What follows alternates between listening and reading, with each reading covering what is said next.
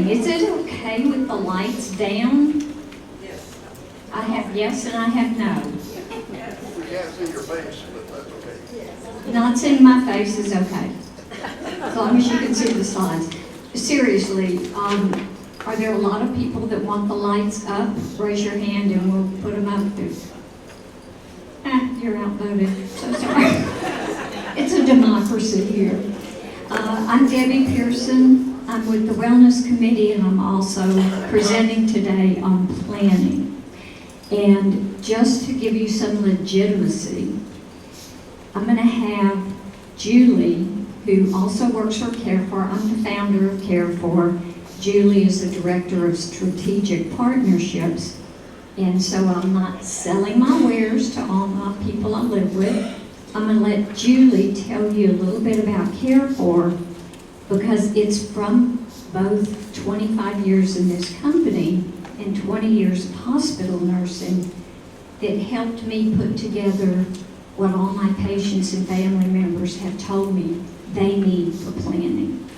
So I'm going to let Julie tell you a little bit about the company, and it'll help you see where we devise some of the systems, and then she'll punt it back to me. So this is Julie Latson.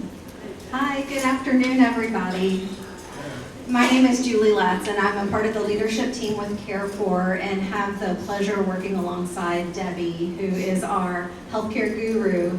So y'all are so fortunate to have her as part of your community. But I wanted to share a little bit of information about Care4. We've been in business going on almost 25 years, and with Debbie being our founder. And we provide a number of service lines to make sure that we're meeting our clients' needs. When we started our company, or when Debbie started her company, it was true traditional nurse care management. By a show of hands, how many of you know what care management is? Oh, ooh, okay. So not too many of you. Okay, so in this room, how many of y'all have built a home or done a home remodel? Okay, okay. So home remodel, you have a project manager, they coordinate with all of the subs, plumbing, electrical, to get your project done. You don't have to worry about it, you have the one point of contact that you're working with. That's what care management is. With Care4, we have registered nurses and licensed medical social workers who are at the hub, working alongside you, your family, to make sure that all of the healthcare pieces are connecting, that we're advocating for what needs are, and making sure the pieces are getting put together in the best way possible, always keeping the client's needs at the forefront of what we're doing. So while healthcare and insurance may diverge us one direction, we want to make sure that we're advocating and getting everybody the services that they need. So that's care management. We also do private in-home care. So private caregiving one-on-one, it can be anywhere from transportation services to companionship to bathing to administering medications, reminding to take medications, things like that. And then one of the unique things that Care4 does is we also do something called direct to consumer. So if you have a private caregiver that's coming into your home here and you want to have the help of payroll processing services, we can do that as well. So you set the rate with your private caregiver, we pay into taxes, Social Security, make sure they get their tax information at the end of the year, and it's an added layer of protection for people who are using private caregivers, and the caregivers love it. They get paid weekly, and they're getting their Social Security paid into as well. So we do those services. Would you mind looking at that? Under our care management umbrella, we also do something called guardianship services. So for people who are not as prepared as you guys in the group that haven't named a medical power of attorney, or there's a dispute about the power of attorney, through the court system, we can serve as guardian of the person or guardian of the estate. And then part of the presentation that we're going to be talking about today is the planning, which Debbie has written a book on. She's created a workbook. We're going to walk through that with y'all together today. For Care4, you can use our services individually, or you can combine them, whatever makes the most sense for y'all. So it is with pleasure that I pass it back over to Debbie, but thank y'all for having us today. Thank you. Well, The clicker's not working now, so. Oh, now it is. Wonderful. This is what we're here to do today, is to create a dependency. And I'm not talking about codependency, where your child won't grow up and pay their bills. No, I'm talking about a healthy dependency. And it's time for all of us to create that dependency between all of us at Westminster, the old folks, and whoever it is that we have named as our medical advocate. I'm not going to ask for a raising of hands of who has all their legal documents in place, but everyone at our stage of life should have a medical power of attorney in place, hopefully either here, listening to this presentation, or able to learn from you, and then maybe listening to it on the portal afterwards. Is the volume okay here? Y'all like, okay, great. So we're here to create a healthy dependency. I have a child here. Where is she? Okay, over there. I have my medical power of attorney here. Hank is first, Denise is second, and so if you have any questions, any of you medical power of attorneys that are here, you can ask Denise any questions at the end of the presentation as to how it works from her perspective. I've totally put her on the spot. She has nothing planned. She can pull it off. So to create our healthy dependency is two ways. The people that you're asking to help you cannot help you if you haven't shared information with them. There's no way. So you need to share all kinds of gritty details with your family. They need to share back with you as to what they're capable of doing, what they're available to do, and how they'll do it. So we're going to get ready to talk about this, and we'll talk about it at a level and a depth, a granular depth, that you may not have discussed with even your loved ones. Hank and I still have discussions that shock him. Part of that's because I'm a nurse and I'll get into things that he didn't think you talk about, but I do.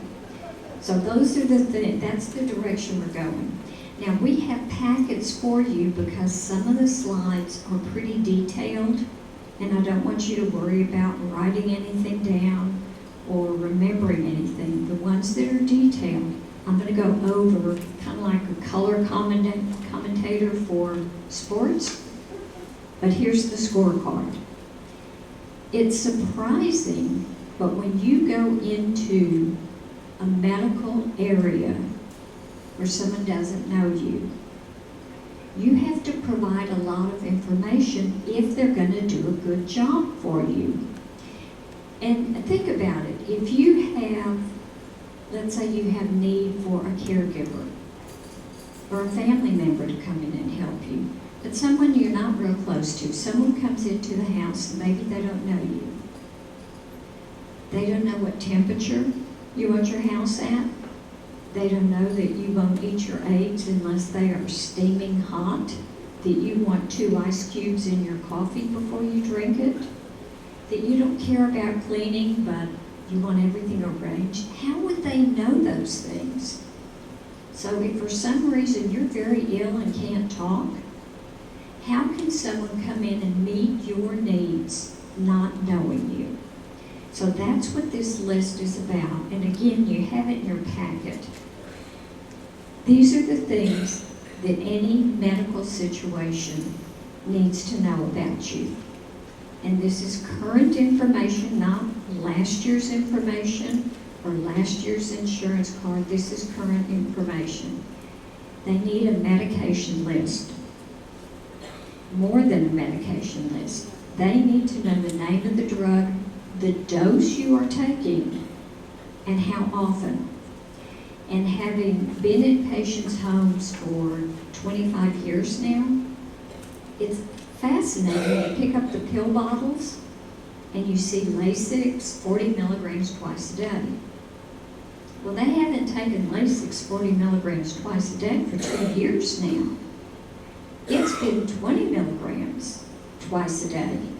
But they stayed with that prescription because they can cut them in half and it lasts twice as long and the doctor's okay with it. So it doesn't, this is not a reporting of what is on your medicine bottles. It's a list of what you are actually taking, and there can be great variances in that. So it's the drug, the name, the dose. Allergies. How many here have their parents tell them they have drug allergies? Anyone have drug allergies? Well, I always was told I was allergic to penicillin and sulfa. And when I pressed my mother when I was an adult and became a nurse and asked her what kind of allergic reaction, she's like, I don't know, but you're allergic to them. Yeah. Wasn't very helpful. When I talk to a patient and they say, oh, they're allergic to codeine, it's like, oh, what kind of reaction?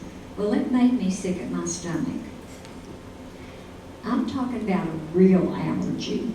An allergy where you have a rash, your tongue swells up, you're having trouble breathing. That's an allergic reaction. You can list other things like, whenever I take sulfa, I always have vomiting. Then they won't use that as a first choice.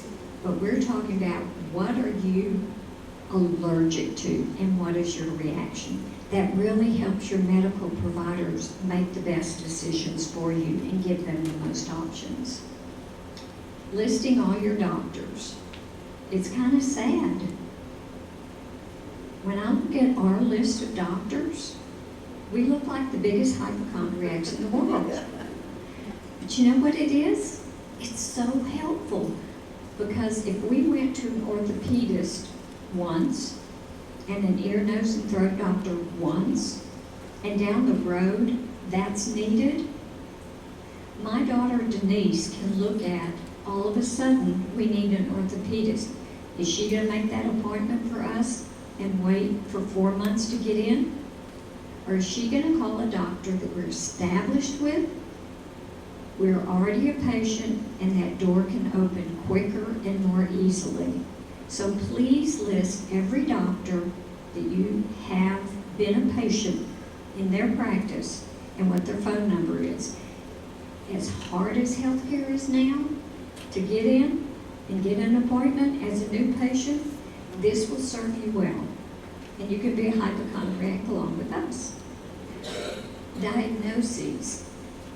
We all have lots of diagnoses, from ingrown toenails to a brain tumor and everything in between. So list everything that's a diagnosis, and you can also list conditions. Conditions that are personal to you, like you're claustrophobic. You can't be put in a closed MRI. So anything that will convey who you are and how you need to be cared for. Surgeries just needs to be what the surgery was in an approximate date. If you had a inguinal hernia repair at 20, it doesn't really matter what the exact date was. But if you had it done last week and there's a problem, that's going to make a difference. So approximate dates are fine. And health insurance cards. I think a lot of people still struggle with the fact that no one takes up your Medicare, your red, white, and blue card when you go into an Advantage plan. So you may not even know that you have an Advantage plan. So if you're still carrying your red, white, and blue Medicare card and you have Humana Advantage, go ahead and copy every card that you have. You can copy front and back of every card. But having the actual copies there with the phone number, the post office box for claims to be sent to is very helpful. Immunizations, your social security number, and your code status, which is something we're going to talk about more. But your family needs to know, are you a full CPR if something happens outside the hospital or if you're not? All of these topics are listed and can be entered on an editable PDF form that's available for you. I put one together in the workbook that I wrote, and we have converted it to an editable form. I'll show it to you, and it'll be available if you want it. It's not the only form. There are lots of other forms. But I will tell you that the one-page form that you have in your vial of life hits the high points. It doesn't even list your medicines. It doesn't list probably your cardiologist and your neurologist or your oncologist who are primary to your care. So you do need something with more detail on it. So that's a good starter page, but what I'm asking is for you to provide for the person that's going to step in for you to have lots of information, rich information, and information that if there's a question, they're going to ask the question about it and have the answer before they're hit with that type of role that they have to step in and play. Now, on the bottom, we have listed here legal documents, actually who has authority to act. And I'll bring up my daughter and her son. I have a 19-year-old grandson that had a catastrophic fall from 4 stories high. Wound up at Dell, and it was kind of Breckenridge, still Dell. 19 years old, did not have a power of attorney document, did not have a HIPAA release, and when Denise came through the door, they weren't talking to her. He was an adult. That was likely because they had had some sort of legal problem with disclosing information that they shouldn't have to a family member. But that's a risk that you run if you do not have a proper power of attorney and if you do not have HIPAA release authorizations. The person that you want to talk to you, even if Hank and I go in the hospital, depends where we go and what the hospital's recent experience was. They do not have to talk to spouses or disclose information. So if you want your power of attorney to be effective and to be able to really help you out, you have got to have that information put in legal documents and available. Your written wishes for care is your directive to physician.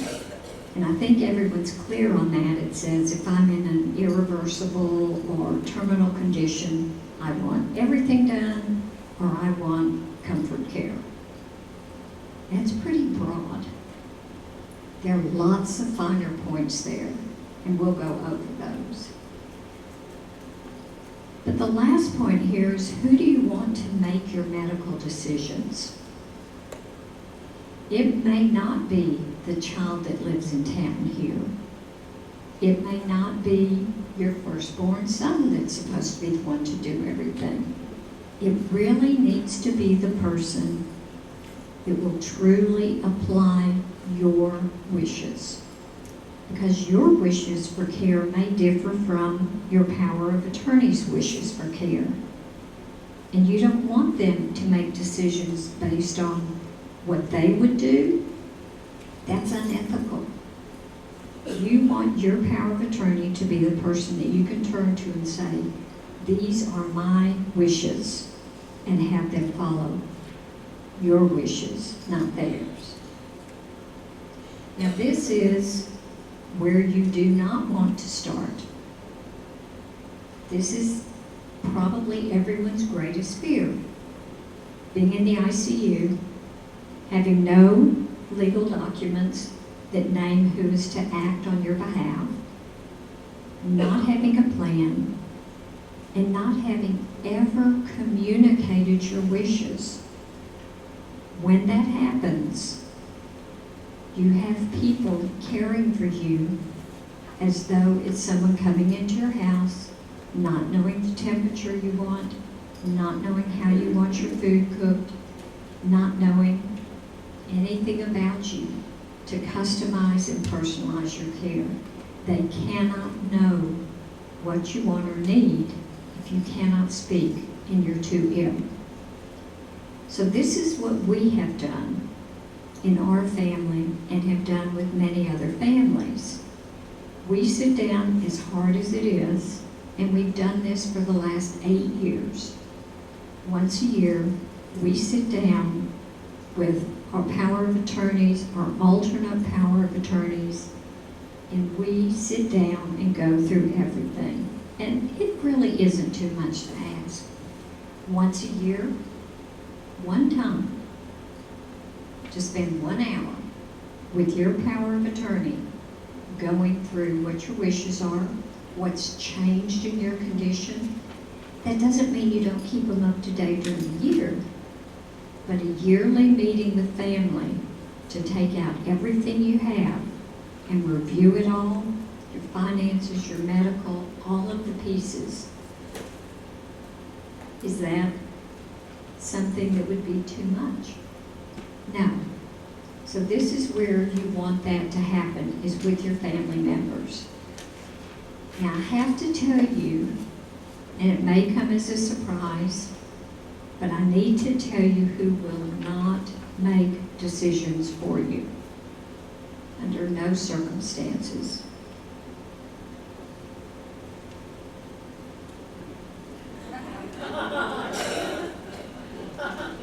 Robin is not going to decide any of your medical choices. I know we think of Robin, we think of the wellness clinic, we think of our support staff, we think of Dr. Pellegrini. All these are people that are going to help us, and that's true. They will help us. They will not make medical decisions for us.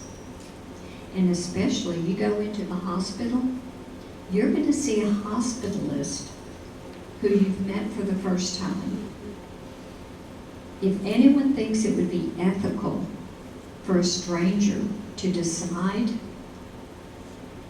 what your medical care should be, then I need to meet that person and figure out what they're thinking, because they don't know you. Back in the old days, yeah, your family doctor that went to the house and knew you and probably delivered you and went through your childhood with you and knew your parents, yeah, they were kind of in the habit of making decisions for you. But there is no medical professional today, their liability won't allow it, and it's unethical. So they're not going to make decisions. Help Robin out, help your doctors out, let your legal advocates do the job that you're listing them to do, and then you'll be protected. Shared information is what your advocate needs. There are 4 distinct parts to planning, and if y'all have ever heard one of my talks, this is going to be a repeat. First is legal, and if someone doesn't have legal documents, I'm right in the middle of this with one of our patients that Care4 serves as his medical power of attorney, and we have for about 10 years. Well, his health is declining now. He's getting older, and his financial power of attorney passed away. He had no alternates listed. He doesn't have an alternate anywhere nearby. But his grandson, who is over in Okinawa, has agreed to be his financial power of attorney. This gentleman's going in for a heart procedure on Monday. You better believe that there was some urgency in getting an attorney to draft the same document, but change out the power of attorney and get it signed by the end of this week. Critical piece of it.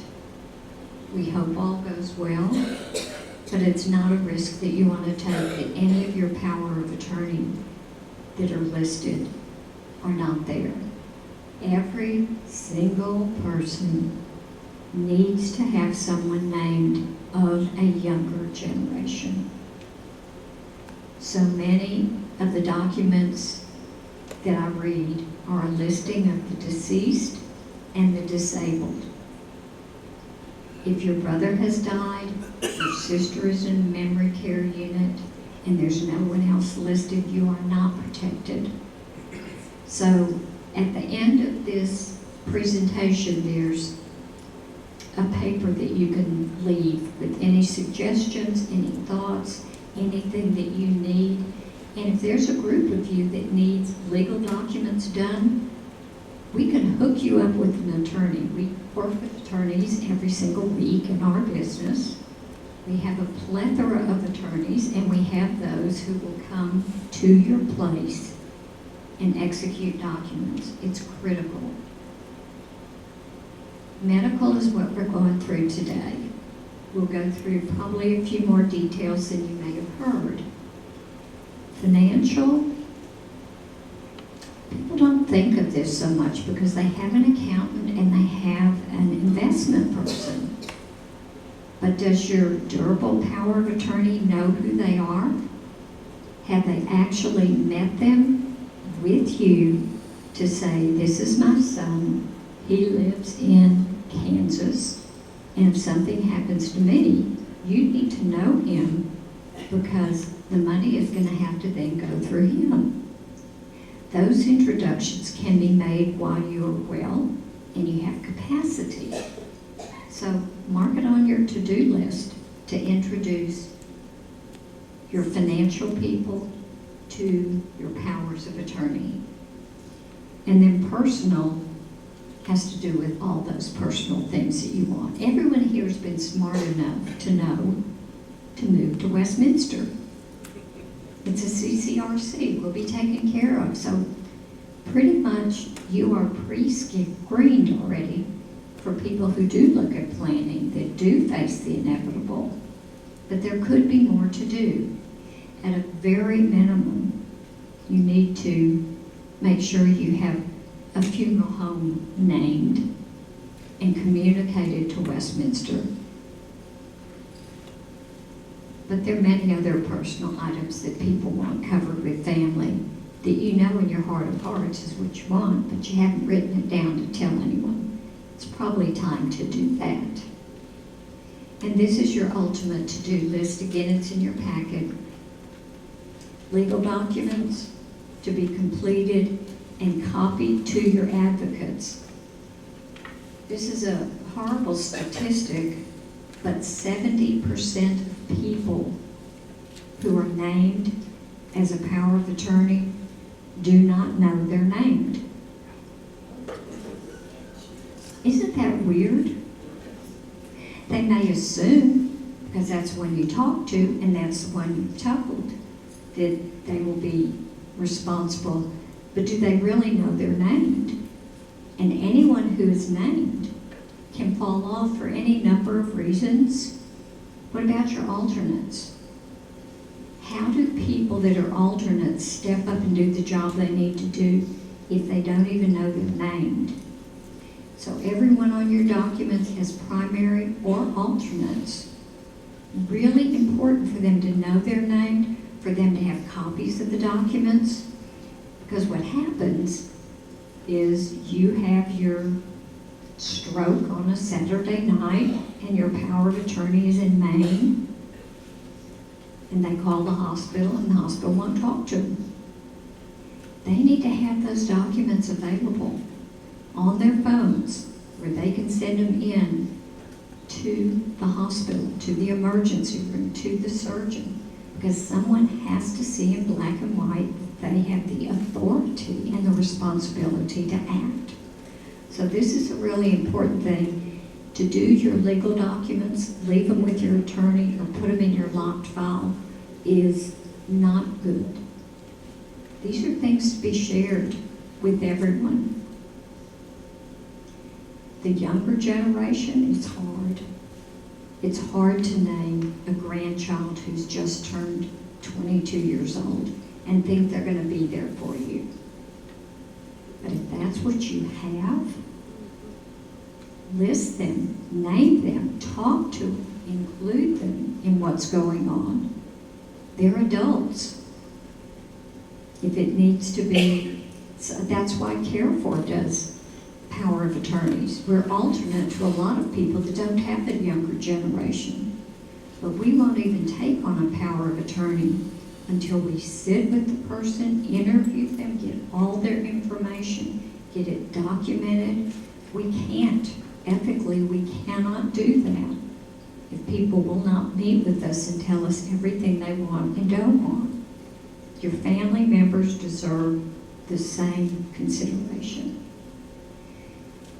Financial, very important, again, for these introductions.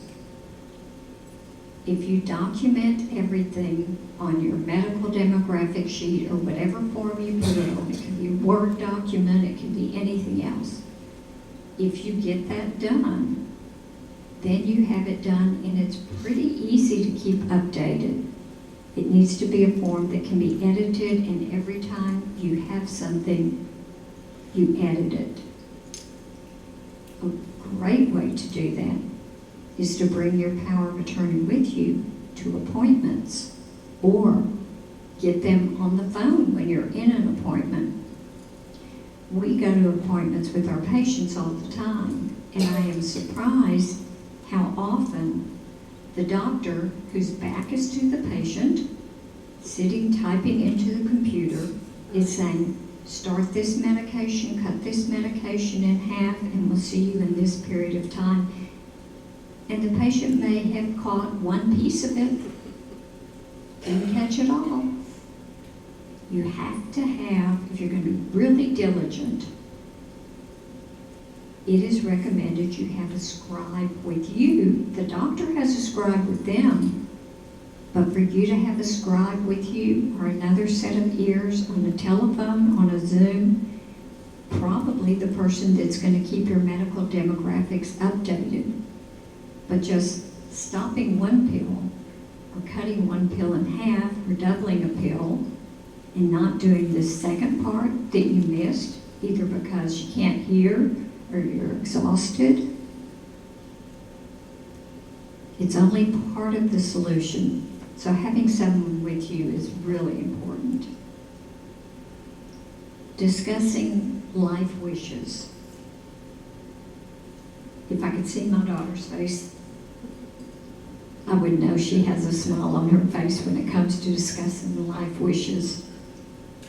Hank is kind of loosey-goosey. Whatever happens is going to be okay. He'll go along with whatever. He trusts everyone. I'm like, this is the way I want it. This is the way it's going to be.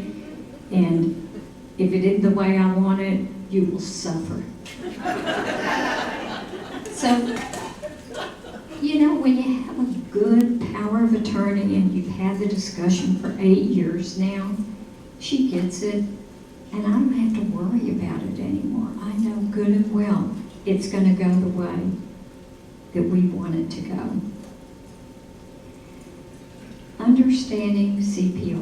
I'm going to skip over that because we're going to discuss it again. I know you have heard this many, many times, but we're going to have the discussion again. I've worked ICU for way too many years and resuscitated way too many people that I think would not have been their wish, but it was back in the 70s, and anyone that came to the hospital and was in ICU got resuscitated. It wasn't a choice.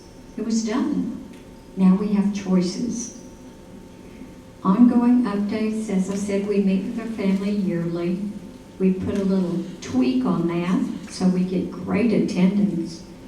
That's when we do our annual distributions. So everyone shows up and they get updated, and it takes an hour. If you can't get through all this process on your own, there are professionals that can help you download all your information, organize your information, get a starting point that is easy for you to update. It can be a care management company, it can be a physician's office, it can be your nurse that works through your church.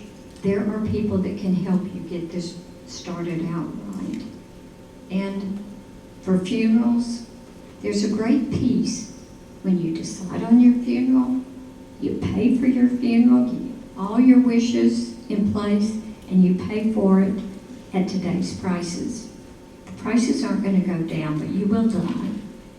So getting it taken care of ahead of time is kind of a gift to your family. Because sometimes there's a big weight on probate, and then who's going to reach in their pocket for that $5,000 or $10,000 or whatever it costs for your funeral and pay out of pocket waiting for your estate to be probated? Go ahead and take care of it ahead of time. This is page 1 of my medical demographics. It's in my workbook. It's long. It's a 6-page form. It's not something that you can fill out one time. It has to be an editable form. And if you want to get this, there's a form at the very end that you can say you would like a copy of it to be emailed to you, and then Julie will take up all those requests at the end and she'll get them to you. And it may not be something you use, but you can look at it, extract what you want from it, and make your own form if that works better. Now we have to talk about CPR. How many have heard the CPR discussion so far this year from anyone? A few of you. This is the CPR form. It is an EMS form, and it is only used if the form is shown to EMS. Otherwise, it's like it's absent. The only way EMS will do anything regarding withholding CPR is if they're shown this form. It is called an out-of-hospital DNR. It has nothing to do with your hospitalization, nothing. It only applies when you are out of the hospital and EMS is called. It has that little state of Texas up in the left corner, the top. People do not do CPR on an individual who is alive. It is only if you have died. So you have to make the decision. If you die and you're out of the hospital, let's say at Westminster, or in a nursing facility, or wherever you are, if you die of natural causes, do you want someone to try and resuscitate your body? Your brain may already be dead. This has to do with resuscitating your body. The brain takes the most oxygen of any organ, and it dies very quickly. This is a personal decision to be made. Now, at Westminster, if you want an out-of-hospital do not resuscitate for EMS, it has to go through Robin or the wellness clinic, because they have to know that. Once you have completed the form and your doctor has signed it, then it gets added to your file of life along with your face sheet having a red DNR stamped on it. Without that, you will be resuscitated, no matter what your wishes are. No one's going to read your legal documents, and no one is going to stop CPR unless someone shows them the form. EMS will treat everything else. They'll treat your broken hip, they'll stop your bleeding, they'll take you to the hospital, they'll do everything. They simply will allow a natural death if you have expired in your apartment or in your facility, wherever you are. Now, it's named out-of-hospital DNR because it only affects out of the hospital. It's an EMS form, not a hospital form. So the minute you roll through the doors of the hospital, this form is not effective. Everyone is a full code, completely full code when you come through the hospital doors, until your attending doctor discusses what you want and decides otherwise. And the reason for that is, let's say you have a bowel perforation and you've got to go to emergency surgery. You will be on life support when you're in surgery. So every hospitalization has to be evaluated, and the doctor will write an order whether you are a full CPR, no CPR, or somewhere in between. So this truly is an out-of-hospital form. And if there are any questions about that, let's talk about it afterwards as a group or individually, because it scares people off. But then they're surprised when something happens, when they made it clear on their directive to physician they didn't want this. Well, EMS is not going to look at that form. So this is strictly for EMS.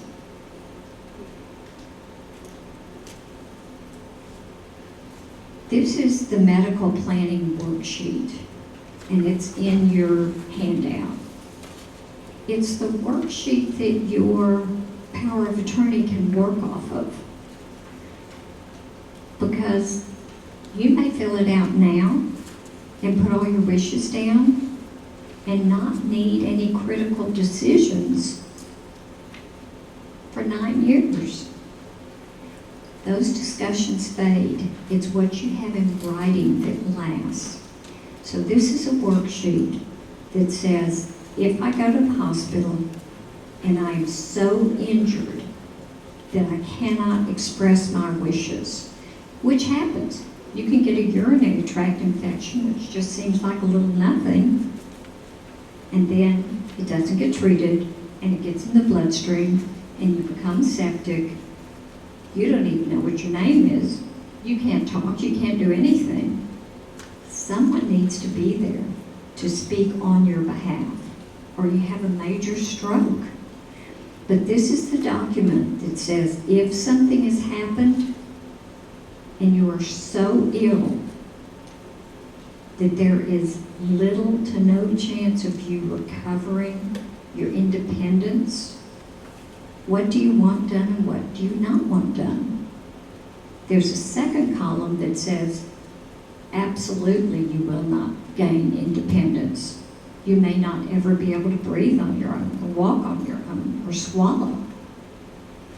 In those circumstances, would you want your advocate to say yes or no? Do you want CPR?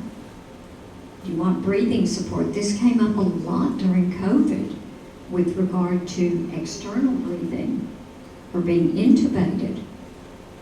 You can only have external breathing support or intubation for so long. And then you have to go to a permanent tracheostomy. Do you want all of that? What level do you want? For how long? Feeding is the same thing. Do you want a little feeding tube to go through the nose for a few days, a week? At some point, that has to go to a permanent feeding tube. What are your wishes? When you can't talk for yourself, what do you want your advocate to say? Because when you go through all these invasive tests, pacemakers, antibiotics, surgeries, everything on the list, it's a gift to your advocate that you have gone through this and told them what you want and what you don't want. Because otherwise, they're going to have to make decisions and suffer with having made those decisions when you have the right and the ability to list all of this and say, here are your marching orders. You get to follow my wishes. And that's what this is about. That's what the relationship back and forth is about. And make sure that your advocates can support this. We had all of our kids sign it, so that if Denise goes rogue and all of a sudden she's not doing what I said she needs to do, she's got brothers there. So it really is helpful for you to sign it, your advocate to sign it, the alternates to sign it, everyone knows, and all this person is doing is applying your wishes.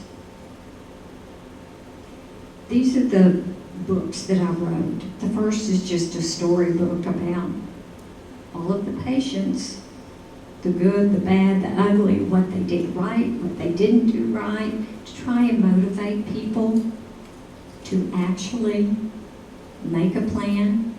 It didn't make any sense to motivate people and then not put a written workbook in place. So the second, the blueprint, is actually a blueprint that has these forms and many others to follow. Because the bottom line is, truly, hope is not a plan. Never has been, never will be. Maybe one of us will have a massive stroke and die instantly, and that's it. I'll sign up for that. But that's not usually the course of this final act of ours. So I invite all of you to make a plan, document a plan, communicate a plan. And this is the little form at the end that Julie's going to gather if any of you have any questions, have any needs, require information of any sort. You can just fill that out. Julie will get them. And now it's time for questions. So if there are questions, you can deliver the microphone to the questioner and we can see what I confused you on, what I gave you too much about, and what I didn't give you enough about.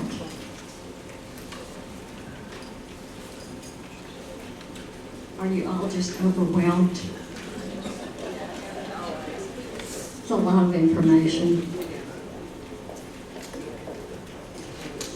Hi, Debbie. I went over all my stuff the last 2 days, and when it comes to the HIPAA form, I went on, I pulled up the HIPAA form online, and I couldn't print it out. And I've signed dozens of those off and on over the years, and you say I should have one in my folder. How do we do this? I can get everyone a HIPAA form that needs it. It's interesting that every state has forms that are approved. Texas, being Texas, has a little bit of a weird form, but there is one that has the seal of the Attorney General that I can circulate to anyone that wants to have that form. Now, you know, you may show that form, but the hospital wants their own form signed, and the doctor's office wants their form signed. So every place that wants a HIPAA form or wants you to name someone, please do that. But sometimes it happens that there's an emergency and you need to have a form. So I can get anyone the form that it has the state of Texas seal on it and you can use as a generic form. I can't tell you everyone is going to honor it, but it's all we have in Texas. That was my problem. Yeah, yeah. Any other? Do we need to send in this request for the editable My Medical Information, or can we just go with your best? No, you need to fill it out. I don't think it is available on the website in an editable form. So yeah, if you want to have that, don't go to my website because this is something that was part of the book and we made it editable for this presentation. So thank you for asking. The editable form is just a single 6-page. It's a 6-page form. Okay, great. Yeah, it's all not, those. Yeah. it's not the whole, No. not the whole I didn't Manila. know if there was a second thing. You talked about 2 different things, and but that basically had all 6 pages. So it had the portion. Yeah, That the includes the medication list as well. It includes a medication list. That's the one that probably needs to be updated the most often, and the surgeries list. Absolutely, the medications are, it's a revolving Yeah. door, as are the doctors. That's too. Yeah. Thank you. Any other questions? Debbie? Yes. Can you share with us anything about the fees you charge? Yes.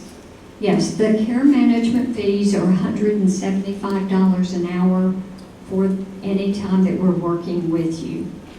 For our power of attorney, we charge those fees for getting all your information input into our portal. Then we are on call for you 24/7 at no charge. Once a year, we meet with you to update, but we only charge that when we're working for you. Caregivers, sadly, go from $35 to $40 per hour. And that breaks my heart, but that that's what the industry is right now. So thank you for asking. Anything else?